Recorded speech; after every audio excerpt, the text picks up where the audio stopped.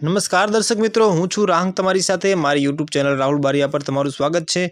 मित्रों, हूँ तमारी साथे आज एवो किस्सो सामे लईने आव्यो छूं के जेने सांभळीने तमारा रुवाटा ऊभा थई जशे। आ मित्रों, तमे क्यारेय एवी वात सांभળી છે કે 103 વર્ષના દુલ્હાની તમે વાત સાંભળી છે? અત્યારે આ કિસ્સો લઈને આવ્યો છું 103 વર્ષના દુલ્હાના।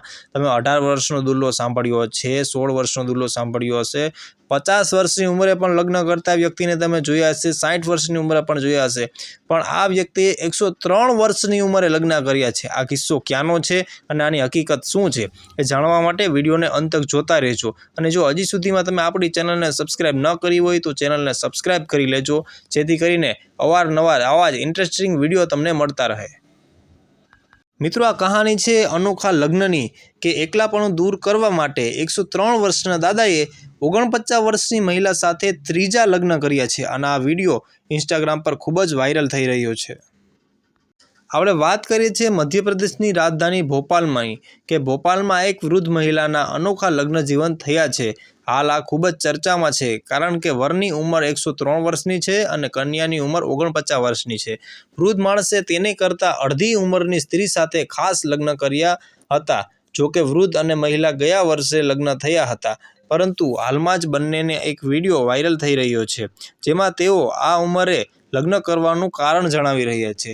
વૃદ્ધ હમીબ નઝમ કહે છે કે તેઓ એકલા પડી ગયા હતા અને તેથી તેણે ત્રીજી વખત લગ્ન કર્યા। મહિલા ઉંમરની વૃદ્ધ માણસ કરતાં અડધા ઉંમરની છે।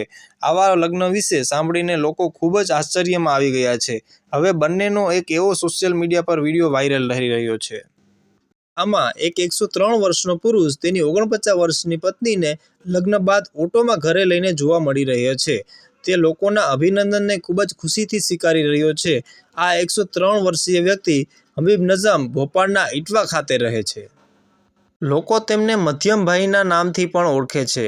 હબીબે 2023માં ફિરોઝ સાથે લગ્ન કર્યા હતા। એવું માનવામાં આવે છે કે હબીબ નઝમ મધ્યપ્રદેશનો સૌથી વૃદ્ધ વર છે, જેમણે આ ઉંમરે આ તબક્કે લગ્ન કરી લીધા છે।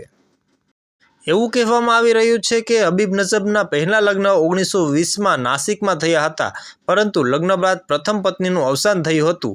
આ પછી હબીબે લખનૌમાં બીજા લગ્ન કર્યા હતા। તેમના ત્રીજા લગ્નના લગભગ 1.5 વર્ષ પહેલાં તેમનું અવસાન પણ થયું હતું। બંનેના મૃત્યુ પછી હબીબે એકદમ એકલો પડી ગયો હતો, પરંતુ તેણે ત્રીજી વખત લગ્ન કરવાનું નક્કી કરી લીધું હતું। જ્યારે ફિરોઝનું કહેવું એવું છે કે તેણે પોતાની મરજીથી લગ્ન કર્યા છે। ફિરોઝે જણાવ્યું કે પહેલાં તે લગ્ન કરવા માગતી ન હતી, પરંતુ જ્યારે તેને ખબર પડી કે હબીબની સેવા કરવા માટે કોઈ નથી, તેમણે ત્યારે આ નિર્ણય લીધો હતો। તે જણાવી દીધું કે તે આ લગ્ન ખુશીથી કરે છે।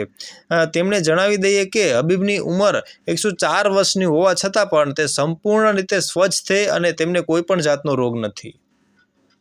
મિત્રો, હાલમાં સામે આવેલી આ માહિતી અંગે અમારી ટીમે આ ખાસ કોઈ પુષ્ટિ કરી નથી। આ પોસ્ટની તમામ માહિતી સોશિયલ મીડિયાના માધ્યમ દ્વારા લેવામાં આવેલી છે।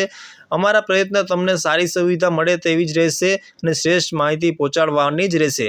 આ બધી પોસ્ટ સોશિયલ મીડિયા દ્વારા અમે લઈએ છીએ એની અને અલગ અલગ વેબસાઇટ પરથી આર્ટિકલ વાંચીને આ તમને સંભળાવીએ છીએ। તો મિત્ર, આના પરની કોઈ પણ અમારી જાતની જવાબદારી રહેશે નહીં।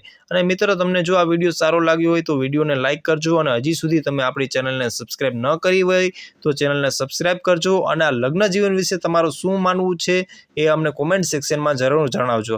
ફરી મળીએ આપણે નવા વિડીયો પર, ત્યાં સુધી બાય બાય।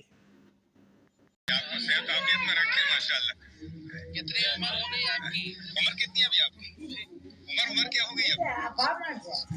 103। चलिए, अल्लाह ताला और डबल करे। किसी चीज की कमी नहीं है। बेशक कमी हमारे दिलों में है। बेशक जब भी मांग आगे अल्लाह ने मर्जी रखी। सुभान अल्लाह।